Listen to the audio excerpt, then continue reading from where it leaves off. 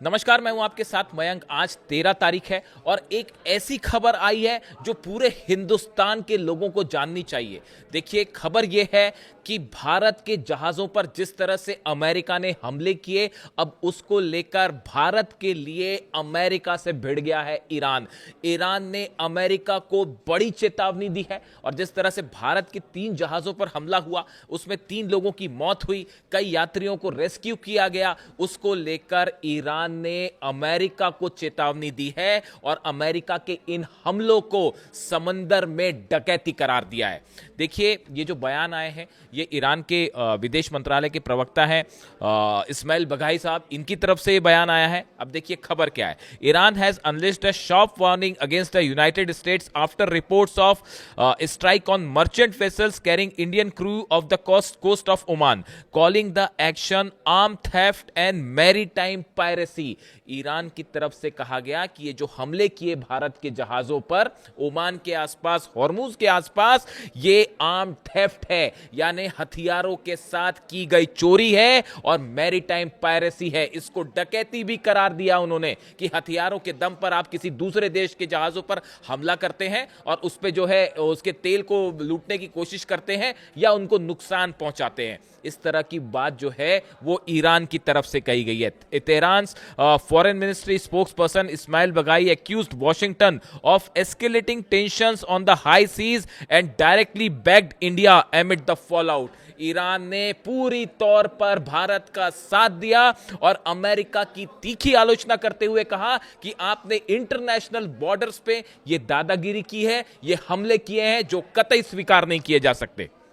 देखिए, मैं अक्सर इस बात का जिक्र करता हूं कि ईरान की तरफ से हमेशा भारत को न सिर्फ तेल का ऑफर दिया गया, बल्कि कई ऐसे मुद्दे हैं, पिछले आप 1.5-2 साल के अंदर देखें, कई ऐसे मौके थे जिस पर ईरान ने भारत का साथ दिया है और भारत ने भी कई अंतर्राष्ट्रीय मंचों पर ईरान का साथ दिया।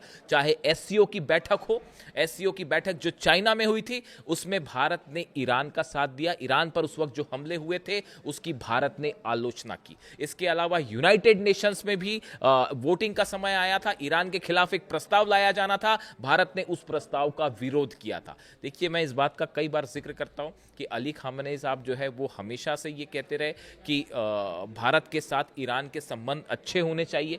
बल्कि मैं एक बीच में बाइट सुन रहा था, उसमें मुझे ये भी सुनने को मिला, इस तरह की बात सामने आई कि अली खामेनेई साहब ने एक जिक्र के दौरान ये बात कही थी कि मुझे हिंदुस्तान से और हिंदुस्तान के लोगों से मोहब्बत है। देखिए, ये उनकी तरफ से बहुत बड़ा बयान था। जब वो भारत आए थे, एक बार भारत की यात्रा पर आए थे, उनका बड़ा स्वागत किया गया था। हिंदुस्तान में करोड़ों लोग हैं जो उन्हें न सिर्फ सुप्रीम लीडर होने की वजह से, बल्कि एक बेहतरीन इंसान होने की वजह से उन्हें पसंद करते थे और आज भी उन्हें पसंद करते हैं। और देखिए, उनकी इन कोशिशों से और पिछले कुछ वक्त से भारत और ईरान के संबंध आपस में बेहद मजबूत हुए हैं और एक बार फिर इसकी ये मिसाल सामने आई है।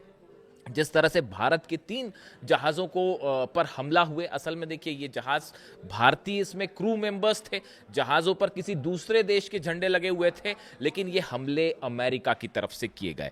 देखिए, टैंकर मैरीवैक्स था, ये हमला हुआ ओमान के तट के करीब। सबसे पहले मैरीवैक्स जो जहाज़ था, इसके ऊपर टैंकर था, इस पर हमला हुआ था। इसमें 24 भारतीय थे जिन्होंने गुहार लगाई थी बचाने की और फिर भारत ने ओमान के अधिकारियों से संपर्क किया और ओमान की नेवी ने फिर जो है इन 24 लोगों को बचाया। पहला हमला टैंकर मैरीवैक्स पर होता है।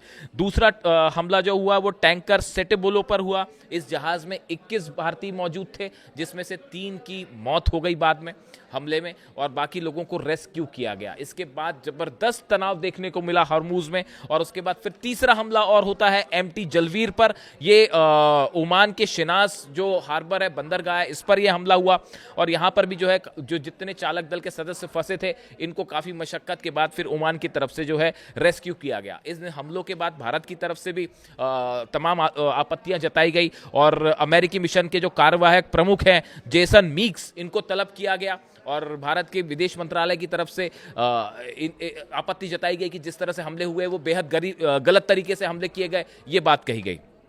अब देखिए, इसके बाद जो है अब ईरान की तरफ से जो बयान आया है, देखिए ईरान न सिर्फ भारत के साथ दोस्ती की वजह से ये बयान आए हैं, बल्कि इसकी और भी वजह है। देखिए, ये बात को समझिए, ये जो पूरा इलाका है ओमान और हॉर्मूज, ईरान के बीच का जो इलाका है, इस पर हमेशा से ओमान और ईरान कंट्रोल में रहा है, इनके कंट्रोल में रहा है। एक इंटरनेशनल वाटर है जहां से जो है जहाज पहले निकल रहे थे। ये ब्लॉकेड क्यों हुआ? ये ब्लॉकेड इसलिए हुआ क्योंकि अमेरिका अपने जहाज लेकर वहां खड़ा हो गया और वहां पर जो है अमेरिका और ईरान के जहाज आमने सामने हो गए।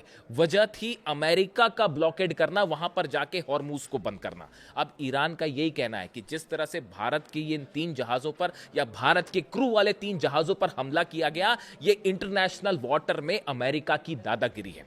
और ये अंतर्राष्ट्रीय, देखिए, ईरान की तरफ से कई बड़े सीधे आरोप लगाए गए हैं अमेरिका के ऊपर और बड़ी चेतावनियां दी गई है। ईरान का कहना है कि ये साफ साफ अंतर्राष्ट्रीय कानूनों का उल्लंघन कर रहा है अमेरिका, और जितनी इंटरनेशनल बॉडीज हैं उसको ये बात को देखना चाहिए।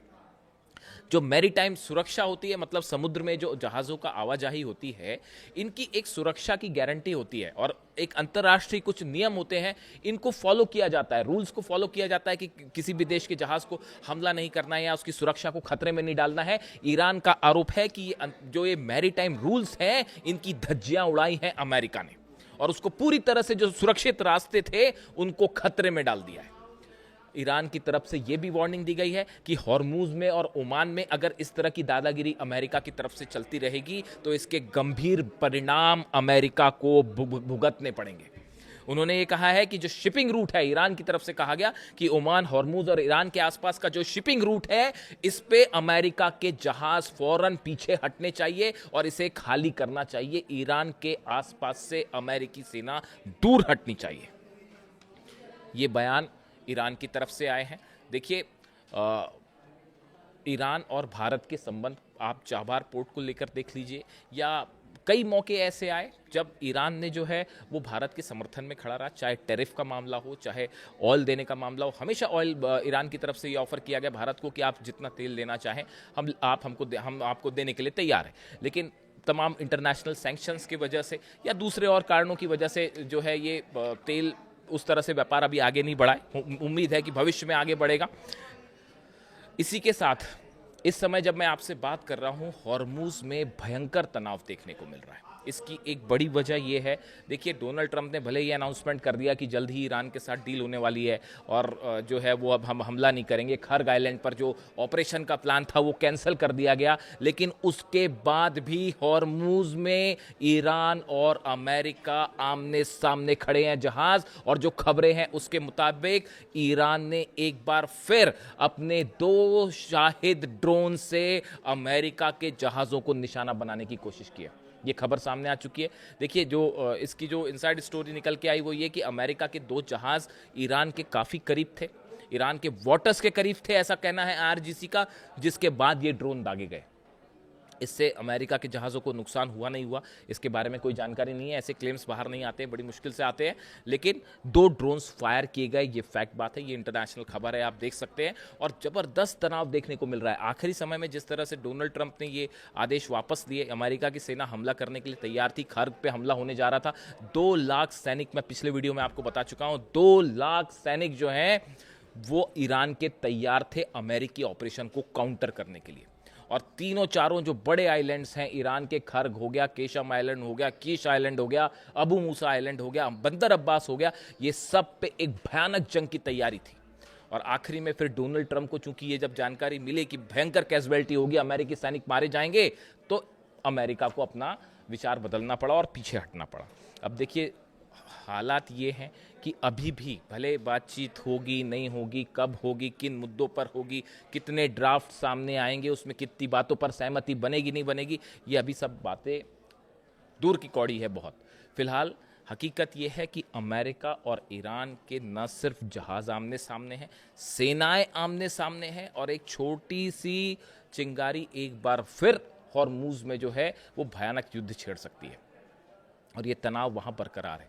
इसके साथ ही देखिए, खबरें इस तरह की भी हैं कि कई 60 दिनों की, आपने सीज़ फायर की बात सुनी होगी कि जो ड्राफ्ट है उसमें 60 दिनों के सीज़ फायर का जिक्र है। लेकिन कई एक्सपर्ट इस बात को भी कह रहे हैं कि world cup, FIFA world cup, मैं बार बार इस बात को दोहरा रहा हूँ, कई एक्सपर्ट इस बात को कहते हैं कि अमेरिका, मैक्सिको और कनाडा में जो ये फीफा फुटबॉल वर्ल्ड कप हो रहा है, इसके मद्देनज़र कई फैसले लिए गए हैं, इससे इनकार नहीं किया जा सकता। बात नंबर 1। बात नंबर 2, अमेरिका को बड़ा नुकसान हुआ, चाहे जितने अरब बेसिस थे वहाँ पर, चाहे हॉर्मूज़ में भी बड़ा नुकसान हुआ। इसलिए एक बार फिर अमेरिकी सेना को इस पोजीशन में लाना कि ईरान पर हमला किया जा सके, उसके लिए भी वक्त चाहिए। अंतर्राष्ट्रीय स्तर पर बड़ा आर्थिक नुकसान हो रहा था, तेल के दाम, शेयर मार्केट सब जो है वो हाथ से बाहर निकलते जा रहे थे, इसलिए भी ये एक बड़े फैसले की वजह है। और देखिए एक अहम बात और ये है कि ईरान के यूरेनियम को लेकर, न्यूक्लियर प्रोग्राम को लेकर अब तक कोई बातचीत नहीं हुई है, ना किसी तरह की डील हुई है। यानी जो कोर मुद्दा है, असली मुद्दा है, वो अभी भी बातचीत से बाहर है। ऐसे में इसीलिए बार बार ईरान की तरफ से बात कही जा रही है और ईरान ने इस बात को कह दिया है साफ कि किसी तरह की कोई डील या कोई समझौता ये अभी बहुत दूर की बात है। अभी बड़े इनिशियल लेवल पर सिर्फ बातचीत की बात जो है, टेबल पर आने की बात तक ही सहमति बन पाई। और इस बीच भारत के लिए एक बार फिर डंके की चोट पर ईरान भारत की मदद के लिए सामने खड़ा है और अमेरिका को उसने करारा जवाब दिया है। इससे जुड़ा जो भी अपडेट होगा आप तक पहुंचाऊंगा। Thank you so much.